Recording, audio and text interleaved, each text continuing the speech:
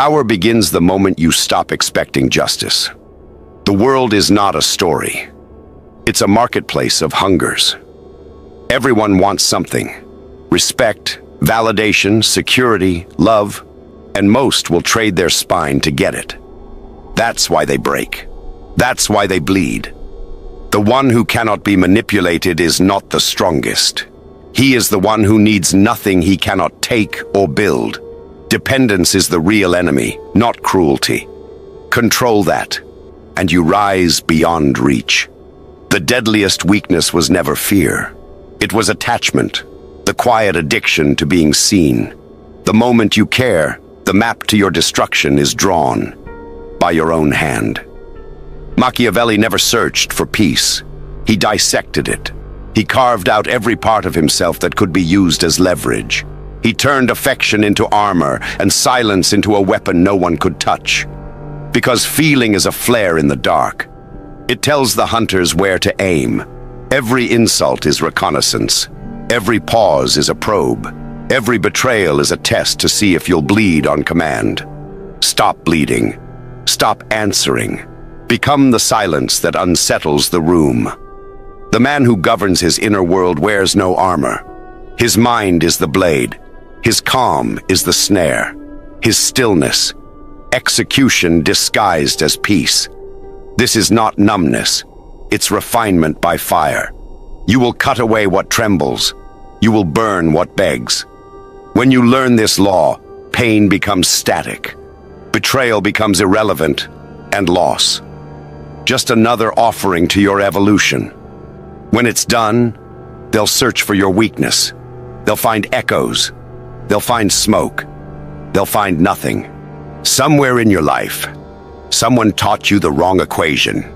That caring equals strength. That showing emotion proves depth. That vulnerability earns loyalty. They were lying. Not out of cruelty, but out of ignorance. Because what passes for compassion in this world is often just exposure. The more you feel in public, the easier you are to predict in private. Think about every time you were humiliated, dismissed, betrayed. It didn't happen because they overpowered you. It happened because they read you. They saw the flinch behind your calm, the hesitation behind your confidence. They used your own sensitivity as a weapon. You called it love. They called it leverage. Pain has an architecture. It's built from repetition. The same emotional patterns disguised as new people. Different faces, same script. You give, they take. You trust, they test. You react, they win. And every time you swear you'll learn. But learning never comes, because emotion keeps writing the same story. Machiavelli understood what most never will. Emotions are not moral. They are mechanical.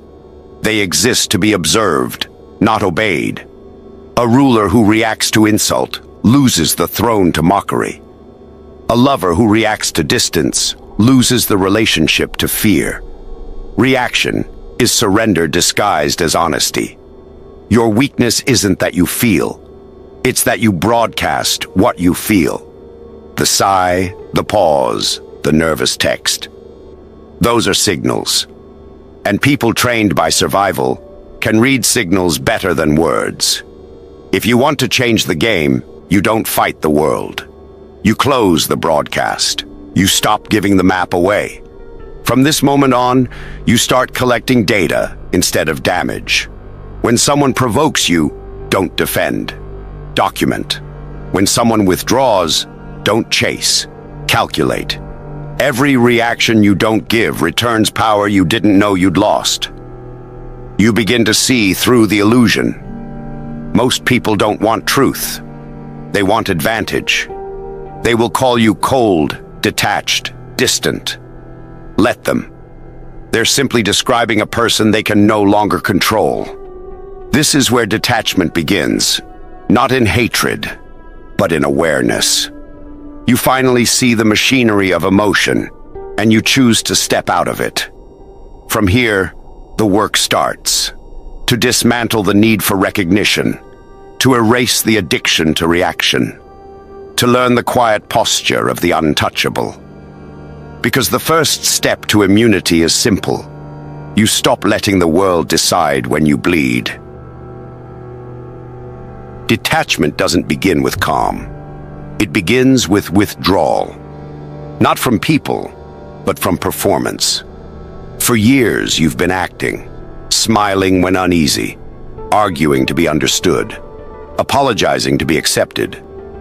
You confuse visibility with connection. The world taught you that if you explain yourself enough, you'll be safe. But safety never came. Exhaustion did. Every justification was an unpaid debt to someone else's opinion. So now you stop explaining. You stop trying to be interpreted correctly. You let misunderstanding become your shield.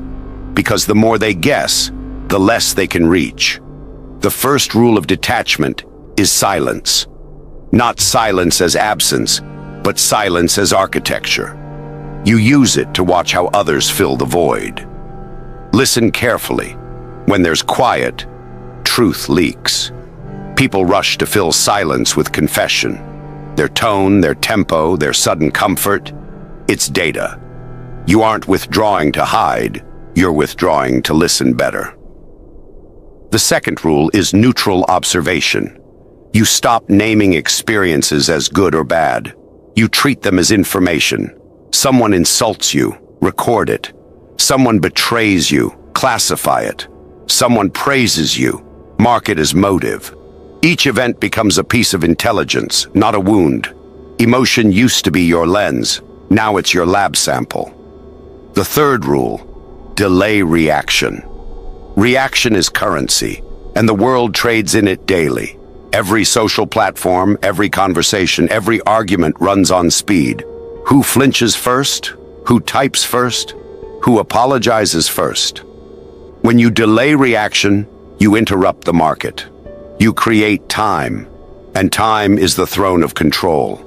Let seconds stretch. Let people wonder if they've misjudged you. That hesitation you create inside them, that's leverage. They'll correct themselves before you ever speak. Rule 4, calibrate distance. Detachment is not isolation, it's measurement. You don't disappear from the world. You move just far enough that nothing touches your core. You attend the meeting but keep your power offline. You speak with charm but no dependence. You love but without worship. Think of it as emotional gravity. Everyone feels your pull, but no one reaches the center. That center belongs to you alone. Rule 5. Erase unnecessary empathy. Empathy without discernment is self-destruction. You used to absorb the moods of others, thinking it made you kind. It only made you porous. Now you choose what to absorb and what to observe. Someone's rage, let it pass like weather. Someone's flattery, note the temperature, don't bask in it. The world doesn't need another sponge. It needs a mirror. Reflect, don't retain. Rule 6. Ritualize composure. Composure isn't natural, it's rehearsed. You build it the same way warriors built reflex. Repetition. Each morning, practice indifference in small ways. Ignore the unnecessary message. Breathe before answering. Walk slower than your impulse. Tiny acts of control become muscle memory for chaos. When real storms arrive, stillness will already be your default. Rule 7. Protect privacy like blood. Modern weakness begins with overexposure. You post emotions. You narrate pain. You invite spectators. Every confession is an instruction manual for manipulation. Detachment thrives in mystery. Let people see movement, never motive. Let them guess what fuels you. Because when they can't locate your heart, they stop aiming for it. At this stage, something strange happens. The noise of the world begins to dull. Insults sound rehearsed. Flattery feels scripted. You start noticing patterns. Loops of behavior that once consumed you now look mechanical. You aren't colder, you're clearer. You no longer swim in emotion. You walk on its surface. But detachment has a cost. You'll lose the illusion of being liked by everyone. You'll stop being the comfort for those who feed on your reactions. Let them call it distance. Let them call it pride. It's simply the absence of permission. Eventually, control becomes quiet. There's no performance left, only presence. You don't chase understanding. You radiate certainty. Your words shrink to essentials. Your eyes stop searching for confirmation. When people talk, you hear intention before sound. When they act, you see motive before motion. You have shifted from participant to observer, from prey to strategist. That is the mechanic of detachment, not escape, but command. You aren't hiding from pain. You're redesigning where it lands. You build an interior so stable that the external world becomes weather, not fate. Rain if it must, storm if it will. You stay unmoved. By now, people will sense the change. They'll test you, poke the armor, try to resurrect the old reactions. Smile. Let them perform their patterns. Respond only when it profits your purpose. Each time you refuse the bait, you forge another layer of iron inside your calm. Detachment was the clearing. Power is what you build on that silence. Once you stop reacting, people reveal themselves. They speak to fill your quiet. They confess to decode you. They try to earn the response that no longer exists. That hunger is your leverage. Control isn't taken. It's granted by those who crave attention you no longer give. The first law of power is presence without pursuit. You don't chase rooms, opportunities, or people. You create gravity. Your consistency, your stillness, your refusal to beg, that becomes a signal. The world adjusts to you because you are the fixed point in its rotation of chaos. Understand, attention is obedience. The moment they look for your reaction, they've admitted your importance. You don't give them the satisfaction of certainty. A glance, a pause, a delayed answer. These are your new negotiations. Every second you make them wait increases your value. The second law is precision. You spent years bleeding in paragraphs. Now you cut in sentences. Speak rarely, but when you do, aim for effect. Every word must move something. Fear, respect, curiosity, silence. Never explain motives, describe outcomes. Explanation humanizes, prediction deifies. The third law, controlled unpredictability. Predictable people are programmable. A man who always forgives invites betrayal. A man who sometimes forgives, sometimes vanishes, terrifies. Power survives in the margin of uncertainty. Keep your patterns irregular. Let them wonder which version of you they'll meet. That doubt will discipline them better than rules ever could. The fourth law, emotional redirection. You don't kill emotion, you weaponize it. Anger becomes signal power. Sadness becomes analysis. Desire becomes strategy. Each feeling you master is an instrument. You decide when to play it and for whom. Those who can't read your emotions will overinterpret your silence, and that misreading is where control hides. The fifth law, selective exposure. Power thrives on mystery. Show fragments, never the frame. Reveal what benefits your narrative. Conceal what sustains it. The more they assume, the more they miscalculate. And miscalculation is currency. You can bankrupt entire egos with a single unanswered question. The sixth law, discipline in solitude. Most people decay in stillness. Their minds cannibalize them. You train there. Silence becomes a forge. Each thought you refine alone strengthens the armor around your clarity. Solitude isn't loneliness. It's a laboratory where weakness dies and direction is engineered. When you re-emerge, every move will look effortless because you rehearsed it in the dark. The seventh law, mercy as a mask. Power isn't cruelty, it's restraint. A predator who never eats in front of the pack commands more fear than one who feasts openly. Let them think you're kind. Let them mistake patience for softness. Mercy confuses the ambitious. It keeps them near, never sure if they're safe or studied. The eighth law, decisive endings. When something or someone no longer serves your design, end it cleanly. No drama, no warning. Closure is for the sentimental. You exit without echo, and your absence does the haunting. This teaches everyone watching what betrayal costs. The ninth law, internal monarchy. You are both king and kingdom. Your thoughts are citizens, your habits, laws. Discipline means ruling that inner state with the same authority you project outward. Sleep when planned, speak when useful, move when profitable. Freedom without structure is drift. Power without order is decay.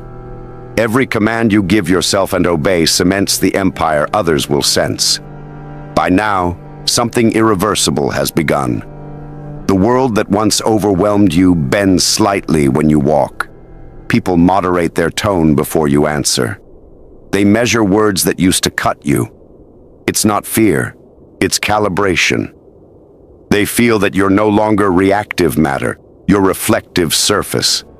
They can see themselves but never reach you. This is the discipline of power. To remain untouched while touching everything. To alter a room with presence alone. To guide without declaring. To punish without violence. To be everywhere spoken of, but nowhere fully known. And when you reach this level, remember, real strength leaves no fingerprints. You'll move quietly through noise, influencing decisions you never attend, rearranging hierarchies with pauses, and watching chaos dissolve in your calm. That's how the invisible conquer. They rule without announcement. They win without motion.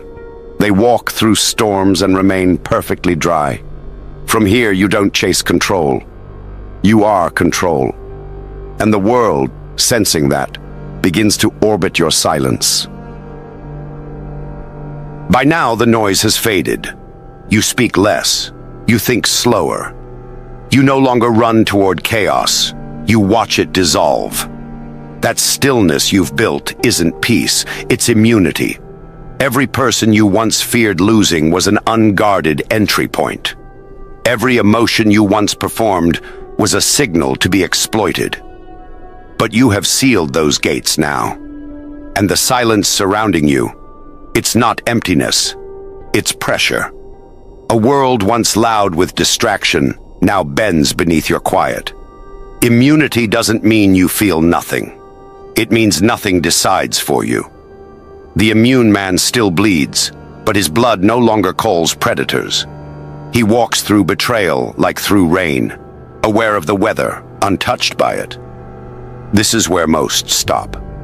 They mistake distance for mastery, but true immunity is deeper. It's design. It's the point where emotion no longer controls meaning. The first principle of immunity, interpretation, is power. Pain doesn't define you, it obeys you. You choose what a loss means, what a rejection becomes, what silence signifies. A weaker mind reacts to pain. A sovereign one assigns it. If you decide that betrayal is information, it becomes education. If you decide that rejection is proof of misalignment, it becomes redirection. Immunity is the authority to rename what once ruled you. The second principle, containment. Emotion still arrives, but it reports to you now. You observe it, categorize it, then file it away. You don't broadcast. You don't confess. You contain. Because every secret you keep strengthens your autonomy, and every outburst you suppress stores voltage for strategy. The immune don't repress, they govern. The third principle, non-dependence. Most people mistake attachment for loyalty. They anchor their stability in others, partners, peers, validation. But immunity begins when you dismantle those anchors. You stop begging others to hold your peace for you. You stop letting affection set your mood. You stop granting approval the power to rewrite your identity. From now on, your worth is internal law, not external opinion. You are both the judge and the accused, and your verdict is final. The fourth principle, calculated compassion. Do not confuse immunity with cruelty. You still care, but strategically. Your empathy is rationed. Your kindness is precise. You give where it amplifies value, not where it empties you. Even warmth becomes a choice, not an instinct. That's how you keep control while remaining human. The fifth principle, equilibrium under fire. The immune man's calm is his weapon. Most are puppets to stimulus. Praise makes them loud. Threat makes them frantic. You stand still. You think while others react. And because you think, you win. Control is never about domination. It's about duration. He who lasts longer dictates outcome. The sixth principle, invisible strength. True power doesn't announce itself. Noise betrays insecurity. So you vanish into composure. People begin to sense it before they see it. The quiet weight of someone who can't be moved. You don't need to prove. You don't even need to respond. Your restraint becomes legend. And legends don't argue. They're interpreted. The final principle, self-sufficiency of meaning. You have built a life that runs on internal current. You don't chase happiness, you generate it. You don't seek purpose. You are purpose expressed through discipline. This is the highest form of freedom. A state where the world can no longer trade your peace for its noise. By this point, people will call you unreadable, detached, different. They'll whisper that something in you changed. They're right. You stopped being material for their games. You stopped being reactive matter in someone else's chaos. You became the environment. Unmoved, necessary, inescapable. And when they try to hurt you, they'll discover there's nowhere left to strike. Their words pass through air. Their silence loses its sting. Their betrayal finds no purchase. Because you are not the same creature they once wounded. You've become your own terrain. That's the law of immunity. No longer living at the mercy of weather you didn't choose. You design your storms. You choose when to rain, when to thunder, when to clear.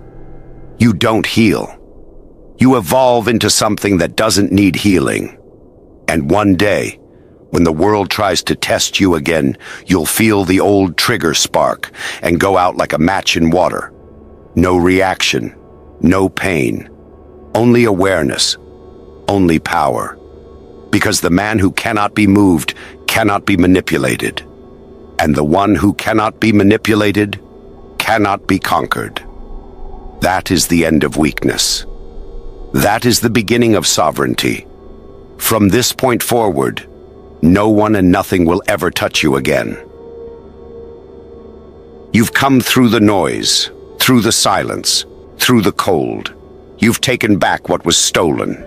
Your reaction, your rhythm, your authority. Now there is one truth left to understand. Power is not what you hold over others. Power is what no one holds over you. This is the code of the sovereign. The set of internal laws that replaces every rule the world tried to write inside you. Law 1. Self-ownership. You own everything that happens inside you. Every thought, every surge, every fear. You stop outsourcing accountability to circumstance. The world can provoke you, but it cannot decide for you. You are responsible for interpretation, for meaning, for outcome. Freedom begins where blame ends. Law 2. Emotional economy. You spend attention like currency. Every minute given to gossip, outrage, or insecurity is taxation on your focus. You stop financing the irrelevant. Your calm becomes your capital, your silence, your investment. Others exhaust themselves defending illusions. You build interest on stillness. Law 3. Controlled access. Most people will never understand you. That's not your problem. It's your protection. They don't need access to your thoughts, your motives, or your energy. They can witness you, but not wield you. The sovereign man lives in selective transparency, visible enough to inspire, hidden enough to survive. Law 4. Ritualized isolation. Solitude is no longer punishment, it's maintenance. You retreat not to escape, but to recalibrate. The crowd corrupts rhythm. The noise blurs insight. So you pull away, not because you are alone, but because you are accurate. Clarity demands distance. Law 5. Strategic connection. You no longer bond through emotion. You align through value. Every alliance serves a purpose. Intellectual, spiritual, tactical. You learn to distinguish loyalty from dependency, affection from use. Love becomes deliberate. Friendship becomes design. Connection is chosen, not craved. Law 6. Direction over desire. You stopped chasing feelings. You started following frameworks. Desire burns out. Discipline endures. You no longer ask, do I feel like it? You ask, does it serve the empire I'm building? That shift, from emotion to architecture, separates dreamers from designers. Law 7. The art of non-response. The sovereign doesn't react. Reaction is the language of servants. You answer when it profits you. You ignore when it drains you. Your silence teaches lessons no argument could. When people realize they can no longer move you, they begin orbiting you, adjusting to your gravity, obeying your tempo. Law 8. The invisible hand. Influence is subtle. You don't force outcomes. You arrange circumstances. You speak in implications, not demands. You make others choose what you wanted all along. To them, it feels like freedom. To you, it's geometry. Law 9. Mastery of ending. You end things when they expire. No dragging corpses of friendships, beliefs, or habits that served their term. A sovereign does not cling. He closes chapters quietly, and the world calls it mystery. Every goodbye becomes a ritual of refinement. Law 10. Legacy in silence. You don't announce evolution. You let time report it. Your name travels through whispers, not noise. Your reputation becomes myth shaped by absence. Because nothing echoes longer than a man who left no fingerprints. By now you see it clearly. The game was never about being loved or feared. It was about control. Control over your perception. Control over your choices. Control over how deep the world gets to reach. And when they test you again, and they will, you'll feel the old reflex rise, the pulse of anger, the ache of wanting to explain, and you'll watch it pass like a cloud crossing the sun. No rush, no collapse, just observation. That's when you'll know you've crossed the line between strength and sovereignty. You're no longer the man who reacts. You're the man who designs reaction in others. You no longer move through the world. It moves around you. You've stopped asking for peace. You've become the source of it. And peace born from power is permanent. That is the sovereign code. No one can give it to you. No one can take it from you. It begins and ends with you. So walk back into the noise. Carry the calm like a weapon. Speak less. Watch more. And when the world tries again to wound you, let it swing at air. Because the truly untouchable don't hide from the storm. They stand where lightning falls and remain unburned. There comes a point when silence no longer feels empty. It feels earned. You've crossed that threshold.